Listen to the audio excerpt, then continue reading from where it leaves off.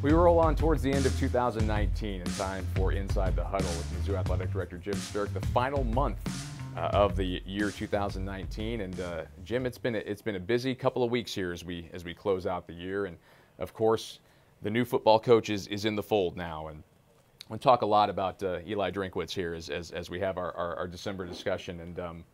And what first got your attention about him as a coach and made you say, this might be the guy?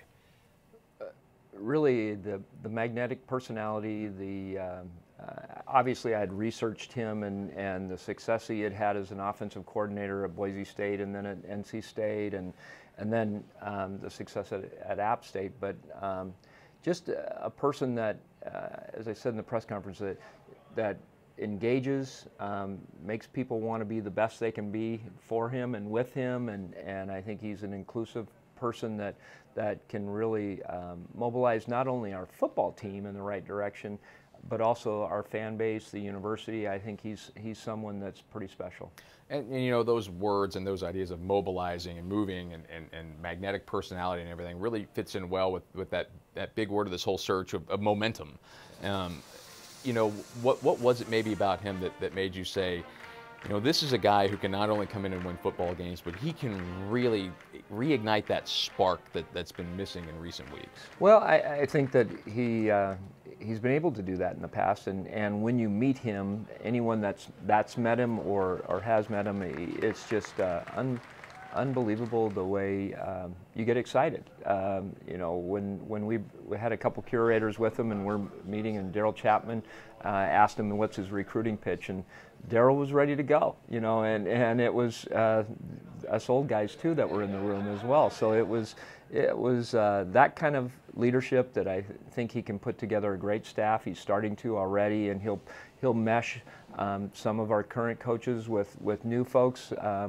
I think in talking to our student athletes, that they really were craving something new on offense, and he's definitely going to bring that, and really some discipline and support. Special teams is a bit of an emphasis, not a bit, but a lot of emphasis for him, as you heard from him. So all of those things bringing together is just, we've got a quality individual that can help lead our program, and I think can reach new heights. What do you think offensively on the field? That's what he's known for, and a Gus Malzahn disciple. And what offensively do you think he can bring here that Mizzou fans will find unique? An offense that has, and not that we haven't had it in the past, but I think at a new level of reasons for everything we do. We run this play, so it sets up this play, and a sequence. And I think there's a rhyme and a reason for everything, and I think he has a plan that can be implemented, and I think our student athletes are excited to help do that. Anybody who's been following him on social media knows he's been out and about all over the place in the days since the press conference and since his hire became official. What are the top priorities for him that he really needs to get to in the first days and weeks on the job? And that he's focusing on the things that he needs to, and that's the current student athletes, met with them before they all broke up and headed out, and the recruits that had committed to come to Mizzou, and those that are wavering, that he's been doing that. At the same time, piecing part of the staff together, getting the ones that he knows he wants in place, and then filling out the rest after the signing date on the 18th through the 20th. So this weekend is a huge weekend, and when we were making the change, when you make a coaching change, those student athletes that have taken visits can take another visit, and so they're able to, I don't know how many kids are coming in this weekend, but a lot, and so they all want to meet him. They want to talk to the coaches that he's for sure keeping, and then make sure that Mizzou's the right place for them, and hopefully sign them on Wednesday. Both you and Coach Drinkwitz have said the same thing to me about the top priority being the current student athletes. In your experience, what are the keys to him, as he put it, putting his arms around them and making sure that everybody who's a current member of this team knows that he's here for them? I think making that personal connection, and he did. He spoke to the group, no notes, just from the heart, as he spoke to the team, and then he said, I want to meet you individually as you leave here. And so he met and looked them all in the eye before they left, and I think that kind of connection, so that they feel they have somebody that's supportive, that understands them, that cares about them. And he's going to need to put together the right staff as well that exemplify his values and desires on how he develops a team. So it's an important piece. The pieces of the puzzle are coming together, but I think throughout it all, I was so impressed with our student athletes.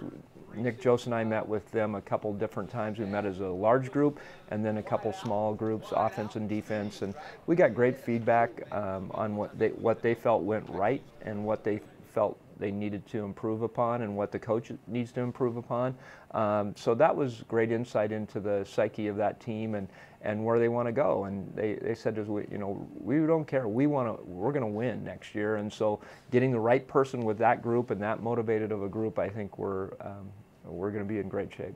A lot of good stuff to come in the Eliah Drinkwitz era. Of course, keep connected with Mizzou football social media channels for all that. There's going to be a lot of great stuff happening over the ensuing weeks and months. It is still basketball season. A couple of big games next week with the Illini, the women's team here in Mizzou Arena next Friday. The men's team, of course, bragging rights, the annual St. Louis tradition in downtown St. Louis next week. And those are big opportunities for these teams to really, you know, get big wins and start feeling good going into 2020, isn't it? Yeah, those are important for not only the team but the fans. I mean, it's called the bragging rights for a reason, and people do abuse that a little bit, but that's okay. It's a fun rivalry, and we want to continue that, obviously, with the other side of the state, that state neighboring, and so those are great to do.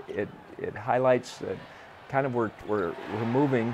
Some people are still in football mode, but we're moving into basketball season, and the bragging rights really is a line in the sand that really, okay, football's done. There's some bowls and things like that, but we're going to be moving into really serious basketball play, and both men and women need to make progress. They've got pieces. The coaches are really like their teams, and I think can really make a statement from here on out. Well, the next time we talk, it will be 2020, which is hard to believe. Wow, indeed. Wow, indeed. But before that, it'll be a nice, fun holiday season for all of our fans. And kind of what's your message for Mizzou Nation as we close out 2019 and enjoy the holidays? I think Coach Drinkwitz said it right. You know, this is a we game, and we need to do it together. The coaches and the staff are really quality people that are really working hard on behalf of Mizzou, but we are the university for Missouri, and we want to involve everyone, encourage everyone to support, and I'm excited about the future of Mizzou athletics and appreciate their support. Jim, happy holidays. All right, thanks, Ben. Another year in the books in a couple of weeks. We'll be back and see you next time in 2020 for the January edition of Inside the Huddle with Mizzou Athletic Director Jim Sterk.